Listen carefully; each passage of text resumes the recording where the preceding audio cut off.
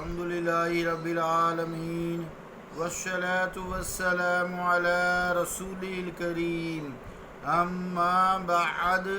فأعوذ بالله من الشيطان الرجيم بسم الله الرحمن الرحيم فلينظر الإنسان مما خلق من ماء دافق يخرج من بين الصلب والترائب إنه على رجعه لقادر صدق اللہ العظیم۔ واجب الاحترام سامعین، السلام علیکم ورحمۃ اللہ وبرکاتہ۔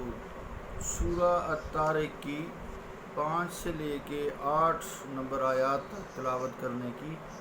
سعادت حاصل ہوئی ہے۔ ان آیات کا ترجمہ یوں ہے: سو انسان کو دیکھنا چاہیے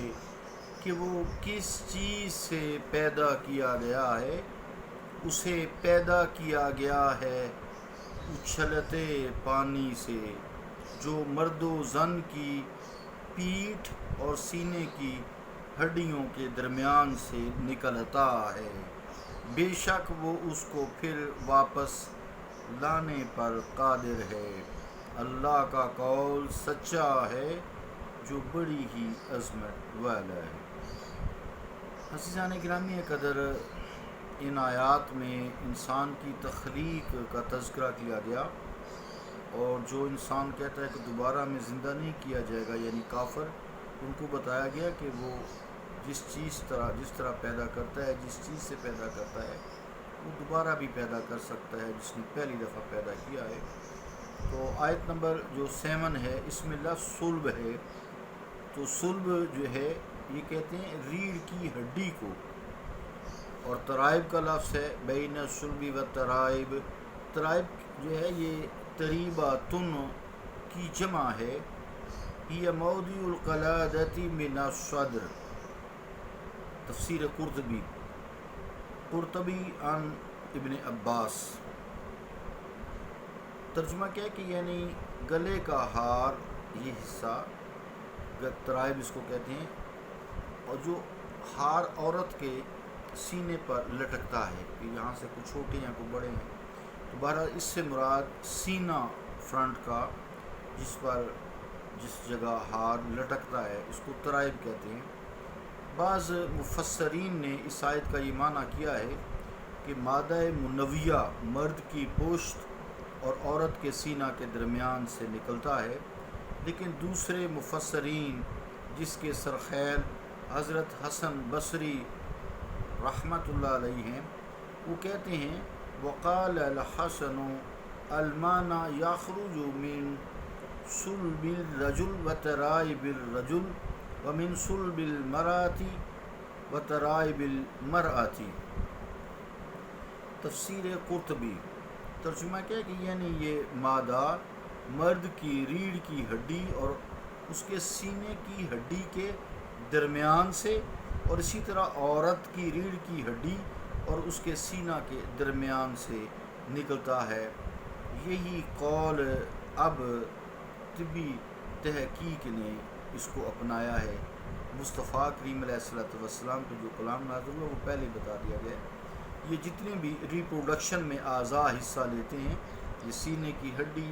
یہ سارے ریڑھ کی ہڈی جو ہے، ان کے درمیان یہ سب پائے جاتے ہیں، اور حرام مغز جو ہے ان کا مرکز ہے جو دماغ سے پیغام لاتا ہے۔ اس آیت پر بعض ملحدین نے اعتراض بھی کیا ہے کہ جی مادہ منویہ کے خروج کا کیا مطلب ہے؟ خروج کا مطلب اگر جسم سے باہر خارج ہونا ہو تو بدایاتاً غلط ہے، یعنی شروع سے غلط ہے، کیونکہ منی کا خروج یہاں سے نہیں ہوتا۔ اگر خروج کا معنی اس کا مقر ہے، یعنی ٹھہرنا ہے، جہاں وہ جمع ہوتی ہے تو اس مقر، ٹھہرنے کی جگہ کہتے ہیں نا، تو یہ بھی درست نہیں، کیونکہ اس کا ذخیرہ جو ہے اوعیات المنی خصیتین، یعنی جو یہ ٹیسٹیز ہوتے ہیں نا، اس کو خصیے بولتے ہیں، تو خصیتین 2 ہوتے ہیں، اس لیے یہاں جمع دو کہا گیا ہے، نہ کہ پشت ہے اور سینہ ہے۔ اگر خروج کا مقصد یہ ہے کہ اس کے اجزائے ترکیبی یہاں تیار ہوتے ہیں تو بھی وہ ملحد کہتے ہیں، درست نہیں ہے، ان کی مرضی بھئی، ان کی عقل جو نہیں ہے، کیونکہ اس کے بنانے میں سب سے زیادہ حصہ دماغ کا ہے، نہ کہ صلب و ترائب کا ہے۔ عزیزان گرامی قدر، جن لوگوں نے خاص طور سے جو ڈاکٹرز حضرات وغیرہ ہیں، ظاہری بات انہوں نے تحقیق کی ہے، تو ان امور کا بنظر غیر مطالعہ کیا ہے، ان کے نزدیک معترض کا یہ اعتراض اس کی جہالت اور الحاد کی قوی دلیل ہے۔ قرآن کریم نے اگر الفاظ پر غور کریں قرآن کریم کے، یہ فرمایا بین صلبی و ترائب، بین صلبی و ترائب کہا ہے۔ یہ مختصر اور جامع ترین الفاظ اس حقیقت کی ترجمانی کرتے ہیں۔ اس سے بہتر ناممکن ہے الفاظ جس میں کوئی ایسا عضو نہیں ہے۔ سوچنے کی بات ہے، ملحد کو کون بتائے، سوچنے کی بات ہے کہ عضو کوئی ایسا اکیلا نہیں کام کرتا، کوئی ایسا عضو ایسا نہیں ہے جو تنہا اس مادہ تولید کو بناتا ہو، یا تنہا کوئی بھی جو امور جسم ہیں، جیسے ہاضمے کا نظام ہے، سوچ کا نظام ہے، دیکھنے کا نظام ہے، گفتگو کا نظام ہے، چبانا ہے، یہ کوئی بھی ایسے جو کام ہیں، کھانا پینا سے لے کے ہر طرح کا جو ہے بول و براز سارا جتنا بھی ہے، وہ مادہ تولید کو الگ چیز تو نہیں نا، یہ بھی جسم کا حصہ ہے۔ تو یہ کوئی اعضاء میں سے کوئی ایک عضو تنہا کام نہیں کرتا، سب مل جل کر محبت سے ایک دوسرے کی ہیلپ کرتے ہوئے یہ سارے کام کرتے ہیں، بلکہ تمام اعضائے رئیسہ، نروس سسٹم خاص طور سے کنٹرول کرتا ہے، پھر بلڈ ویسلز ہیں، سارا ہے، یہ سب کا اشتراک ہے، اور اسی اشتراک سے یہ مادہ منویہ جو جسم کی کوئی الگ چیز نہیں ہے، جسم کی رطوبت ہے، جیسے تھوک ہوتا ہے، آنسو ہوتے ہیں، یہ تیار ہوتا ہے، اس میں ہر جگر ہر چیز جو ہے حصہ لیتی ہے، اس میں پانی کا ملانا، ہر چیز ملنا، اس میں جرثومے پھر جو ہے خصیے تیار کرتے ہیں، اس کو پروسٹیٹ میں لانا، غدود جسے آپ لوگ کہتے ہیں، یہ دل، دماغ، جگر سب کا حصہ اس میں ڈلتا ہے، اور نمایاں حصہ ہوتا ہے۔ دل اور جگر کا مقام جو ہے بلا شبہ بین الصلب و ترائب ہے،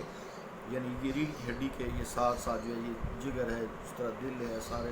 دوسری طرف سینے میں دل ہے، جگر ہے، پیٹ میں، یہ ساری چیزیں جو ہے پوری ریڑھ کی ہڈی جو ہے یہ اعضاء سے گھری ہوئی ہے۔ عزیزان گرامی قدر، باقی رہا دماغ کی ریڑھ کی ہڈی میں ایک باریک دھاگا ہوتا ہے جسے آپ حرام مغز کہتے ہیں، عام لوگ، ڈاکٹر لوگوں نے نام اس کا اسپائنل کارڈ رکھا ہوا ہے، جو اوپر سے برین کی جڑ جو ہے ڈلہ، جس کو اب منکا اس کے اندر سے گزرتی ہے، جب منکا ٹوٹتا ہے تو وہ کٹ جاتا ہے، فوت ہو جاتا ہے بندہ یا کوئی جانور، اسے کسائی منکے سے وہ حرام مغز کاٹ دیتے ہیں، ٹھیک نہیں ہے، یہ نہیں کرنا چاہیے۔ بر وہ سفید رنگ کا دھاگا تار جب آپ گردن کا گوشت، سینے کا گوشت، پٹ کا گوشت لیتے ہیں، تو سینٹر سے جو ریڑھ کی ہڈی کاٹتا ہے تو اس میں سے ایک موٹا سا باریک سا دھاگا نکلتا ہے، کوئی بھی جانور ہے اس میں سے، ہر جانور میں ہوتا ہے، تو اس کو جو ہے وہ سارا اسی کا کام ہے، پورے باڈی کو کنٹرول کرنا اسی کا کام ہے، اور جتنے بھی یہ اعضاء ہیں مادہ منویہ سے لے کے باقی سارے انگلیوں تک، پاؤں کے ناخنوں تک یہ کنٹرول کرتا ہے، اور یہ سارا اسی کا کام ہے۔ کیا کمال ہے قرآن کریم کا، ایک لفظ فرما دیا، یخرج من بین الصلب والترائب، تو تخلیق کی بات ہو رہی ہے نا، وہ حرام مغز اس کو کنٹرول کرتا ہے، اسی سے پھر دماغ کا سارا کام ہے، دماغ کنٹرول کرتا ہے۔ چنانچہ حضرت علامہ علوسی رحمۃ اللہ علیہ نے اس حقیقت کو ایسی سطور سے بھی بیان کیا ہے، جو ایک لمبی عبارت ہے، میں اس کا ترجمہ آپ کو سنا دیتا ہوں۔ وہ فرماتے ہیں کہ اللہ تعالیٰ بہتر جانتا ہے کہ ریڑھ کی ہڈی کا ریشہ، دماغی، قلبی اور جگری قوتیں سب اس مادہ منویہ کو اس قابل بنانے میں ایک دوسرے کی اعانت کرتے ہیں۔ سبحان اللہ، علماء خیر کا کیا بات ہے۔ وہ فرماتے ہیں یہاں تک کہ وہ انسان کا مبدا بن جاتا ہے، یعنی تخلیق کا ابتدائی حصہ بن جاتا ہے۔ من بین الصلب والترائب کی مختصر اور جامع عبارت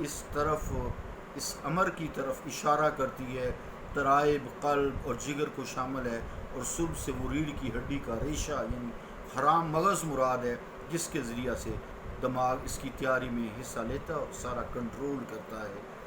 بننے سے لے کے نکلنے تک۔ عزیزان گرامی قدر، اس کے علاوہ جو مادہ منویہ ہے اگرچہ خصیتین یعنی خصیے پیدا کرتے ہیں، اور کیسے منویہ پروسٹیٹ جسے گلینڈ کہتے ہیں وہ جمع ہوتا ہے، سب کی سیکریشنز جمع ہوتی ہیں، جو سومیں جو ہیں وہ ٹیسٹیز میں یا خصیے تیار کرتے ہیں جو نئی نسل بناتے ہیں، جن کو ہم جو ہے سپرم سیلز کہتے ہیں۔ اسی طرح عورت میں یہی وہ ریڑھ کی ہڈی کے پاس جو ہے ایگز جو ہوتے ہیں، اووریز جنہیں ہم کہتے ہیں، آسے پاسے جو ہے نا، من بین الصلب والترائب، کیا اللہ تعالیٰ کا کلام ہے۔ چونکہ میں ڈاکٹر بھی ہوں، مجھے مزہ آ گیا یہ آیت پڑھ کے۔ جو ایمبریولوجی والے جو ہیں یا دوسرے لوگ جو اس سبجیکٹ کے ماہر ہیں، وہ کتنی کتابیں پڑھتے ہیں، اور اللہ کریم نے ایک ہی آیت میں یخرج من بین الصلب والترائب، یہ کہہ کر سارا اسے کہتے ہیں نا سمندر کو کوزے میں بند کر دیا ہے۔ سبحان اللہ، اللہ پاک ہے، اللہ اکبر۔ لیٹسٹ جدید تحقیقات تو اب ہو رہی ہیں، اور یقیناً قرآن کریم کا ہی حق ہے۔ کوئی چاہے ادھر ادھر جاتا ہے، ملحد ہو یا کوئی بھی ہو، تو وہ اس کی اپنی غلطی ہے۔ قرآن کریم نے حق اور سچ فرما دیا ہے۔ علامہ بیضاوی رحمۃ اللہ علیہ اور علامہ ثناء اللہ پانی پتی رحمۃ اللہ علیہ بھی اپنی تفاسیر میں اس آیت کا یہی مفہوم بیان کیا ہے جو حضرت سید محمود آلوسی رحمۃ اللہ علیہ نے بیان فرمایا ہے۔ آخری آیت جو 8 نمبر ہے، اِنَّهُ عَلَىٰ رَجْعِهِ لَقَادِرٌ، تو یہ ایسی قدرت والی ہستی کے لیے انسان کو دوبارہ زندہ کرنا کوئی مشکل نہیں ہے۔ قیامت پر ایمان لے آؤ، دائرہ اسلام میں داخل ہو جو، توحید و رسالت کو مان جو ہے کافر ہو، تحقیقات تو تم بڑی کرتے ہو اور ادھر مانتے نہیں ہو۔ اللہ تعالیٰ تمہیں ہدایت عطا فرمائے، اللہ تعالیٰ ہم سب کو ہدایت عطا فرمائے، اللہ تعالیٰ ہمیں دین کو سمجھنے اس پر عمل کرنے کی توفیق عطا فرمائے۔ صلی اللہ تعالیٰ علی رسول خیر خلقہ محمد وعلی آلہ وصحبہ اجمعین برحمتک یا ارحم الراحمین۔